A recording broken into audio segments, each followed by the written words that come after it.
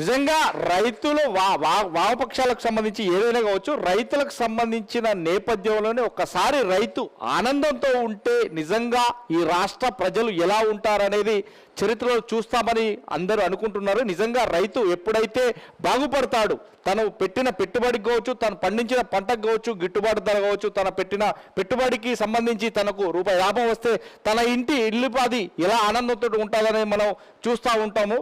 నిజంగా చెప్తాం. ఇప్పుడు మనకు టేకుమల్ల సమ్మయ్య గారు ఏఐటీసీ రాష్ట్ర కార్యదర్శి గారు ఉన్నారు.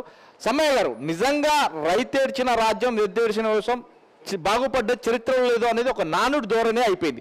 కానీ నిజంగా రైతు ఎప్పుడు ఏడ్చినా కానీ తనను ఓదార్చే ప్రక్రియ లోపల ఇటు ప్రభుత్వాలు కావచ్చు, అటు నాయకులు కావచ్చు, ఎందుకు కొర చూపట్టట్లేదు? నిజంగానే రైతు ఆనందంగా ఉంటే ఈ రాజ్యం బాగుపడుతుంది కదా, ఎలా చూడొచ్చు? ముందుగా తెలంగాణ రైతు కన్నీటి గాథపై స్వతంత్ర టీవీ ఛానల్ వారు ఈ యొక్క మంచి ప్రోగ్రామ్ను పెట్టినందుకు వారికి ప్రత్యేక ధన్యవాదాలు. అలాగే ఈ ప్రోగ్రాంలో పాల్గొన్న ప్రతి ఒక్కరికి నా యొక్క ధన్యవాదాలు. మీరు అన్నటువంటి విషయాలలో ఈ దేశంలో ఉన్నటువంటి రైతాంగానికి, అంటే ఈ దేశంలో ఉన్నటువంటి రైతాంగం 70% మంది రైతులు వ్యవసాయం మీద ఆధారపడి దానికి అనుబంధంగా ఉన్నటువంటి కుటీర పరిశ్రమలు, వ్యవసాయ ఆధారిత పరిశ్రమలు అనేకమైనటువంటి ఉన్నాయి. కానీ చెప్పుతున్నటువంటి కేంద్ర ప్రభుత్వం కానీ రాష్ట్ర ప్రభుత్వం కానీ ఒక నిర్దిష్టమైనటువంటి ప్రణాళిక చేయలేకపోవడం, రైతు తను పండించినటువంటి పంటలకు ఏదైతే తన మద్దతు ధరను తానే నిర్ణయించుకోలేకపోయినటువంటి పరిస్థితి. అట్లాగే ఆ రైతు అనేక రకాలుగా మోసపోతున్నాడు.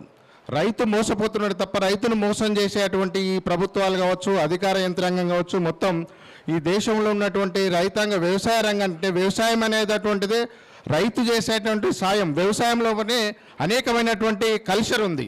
దాన్ని అర్థం చేసుకున్నట్లు ఆ కల్చర్ను ఈరోజు విష సంస్కృతిగా మార్చడానికి కేంద్ర రాష్ట్ర ప్రభుత్వాలు అనేక రకాలుగా నూతన వ్యవసాయ విధానం పద్ధతిలో, అట్లాగే రైతుకు ఒక నిర్దిష్టమైనటువంటి పాలసీలు అటువంటి తీసుకురాకపోవడం, ఆ రైతుకు వ్యవసాయ రంగంలో మేము బడ్జెట్ కేటాయిస్తున్నామని చెప్పినటువంటి ఆ బడ్జెట్ను కూడా రైతుకు ఖర్చు చేయలేకపోవడం అనేటువంటిది అనేకమైనటువంటి ఈరోజు వ్యవసాయ రంగంలో జరుగుతున్నాయి.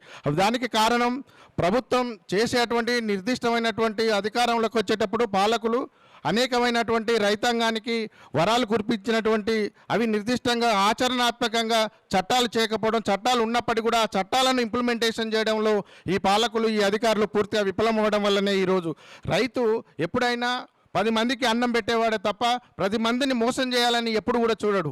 ఎంత కష్టం వచ్చినా కూడా ఆ రైతు తన చేను దగ్గరికి పోతే 10 మందికి అన్నం పెట్టాడే తప్ప ఆ రైతు మాత్రం నేను దీనస్థితిలో ఉన్నా, నేను నా పంట నష్టపోయింది, నాకు అప్పులైనాయి, విత్తనాలు లేవు, ఇవన్నీ ఎప్పుడు కూడా ఆలోచించడు. రైతు తన 10 మంది బాగోగుల కొరకు తను ఎంత కష్టాన్ని అయినా భరించుకుంటూ ఈ దేశానికి అన్నం పెట్టేటువంటి రైతుకు ఒక నిర్దిష్టమైన ప్రణాళిక లేకపోవడం వల్ల ఈరోజు రైతు ఉన్నది ఒకటి. రెండవ విషయం ఏంటంటే ఈరోజు కల్తీ విత్తనాలు, కల్తీ ఎరువులు, కల్తీ మందులు దాన్ని అరికట్టాల్సిన ప్రభుత్వాలే వాళ్ళ యొక్క రాజకీయ పలుకుబడి కొరకు వాళ్ళే కార్పొరేట్ సంస్థలు తీసుకొచ్చి షెడ్యూల పేరు మీద భూములను లాక్కొని రైతును కూలీగా మార్చేటువంటి పరిస్థితి ఈరోజు ఈ దేశంలో కనపడ్డటువంటి పరిస్థితి ఉంది. కాబట్టి మొత్తంగా చూసుకుంటే రైతుకు ఎప్పుడైతే దాని యొక్క కన్నీళ్లలో వెలుగులు రావాలంటే ఈ దేశంలో ఉన్నటువంటి రైతు పండించిన ప్రతి పంటకు ఒక మంచి ధర 10 రూపాయలు ఏదైతే ఒక ఇండస్ట్రీలో ఒక వాటర్ బాటిల్ తయారు చేస్తే దాని ఎంఆర్పి రేటు నిర్ణయించుకుంటున్నాడో ఆ రైతు కూడా పండించిన ప్రతి పంటకు దాన్ని నిర్ణయించుకున్నప్పుడు ఆ రైతు కళ్ళల్లో ఆనందం కలుగుతుంది. అప్పుడే కలిగినప్పుడే దాంతోపాటుగా రైతుకు ఆధారమైనటువంటి పరిశ్రమలు కూడా అభివృద్ధి అవుతాయి. కాబట్టి రైతు అభివృద్ధి అయినప్పుడే గ్రామం అభివృద్ధి అవుతుంది, గ్రామం అభివృద్ధి అయినప్పుడే జిల్లా అభివృద్ధి అవుతుంది, జిల్లా అభివృద్ధి అయినప్పుడే రాష్ట్రం అభివృద్ధి అవుతుంది, రాష్ట్రం అభివృద్ధి అయినప్పుడే దేశం కూడా అభివృద్ధి అవుతుంది.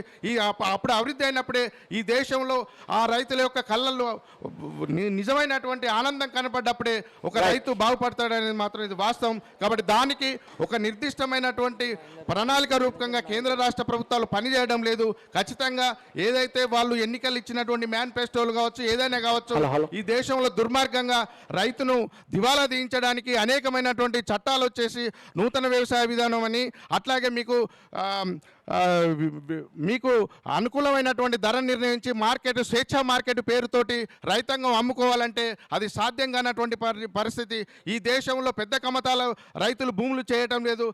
చిన్నకారు రైతులు ఎక్కువ మంది ఆధారపడి జీవిస్తున్నారు కాబట్టి ప్రీ మార్కెట్ పేరుతోటి రైతును దోపిడీ చేయడమే తప్ప మరింత కష్టాల్లో పాల్పంచుకోవడమే తప్ప రైతును కన్నీటి గాథను తూచేపెట్టి కనపడట్లేదు.